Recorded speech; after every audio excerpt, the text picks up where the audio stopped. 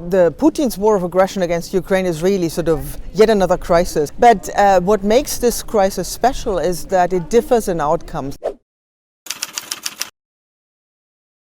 If you look at the various crises the EU has been going through over the past two decades, we have essentially two different outcomes. One is more integration, more competences for the European Union, and the other outcome is stagnation. And some people would even argue disintegration. And the Euro crisis and the COVID-19 crisis stand for more integration, and the Schengen crisis, mass migration, stand for the other outcome. Now, the Ukraine falls somewhat in between, right? On the one hand, we see that the member states have been surprisingly united in responding to Putin's war of aggression. At the same time, we don't see any institutional reforms giving the EU more competencies or, changes in the institutional decision-making procedures leading to more integration. And that makes it an interesting outcome.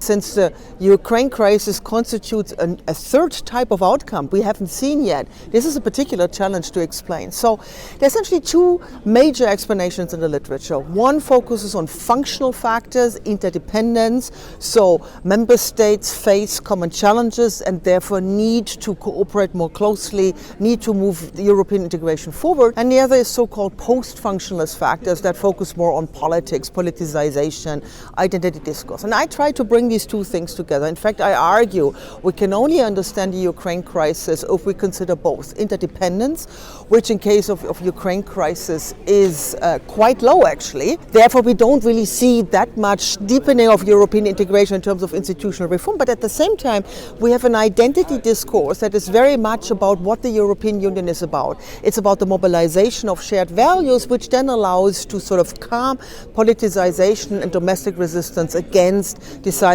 action against Russia. And if you take these two factors together, limited interdependence, but an identity discourse that allows for an upgrading of the common interest, that explains then the peculiar outcome of the Ukraine crisis.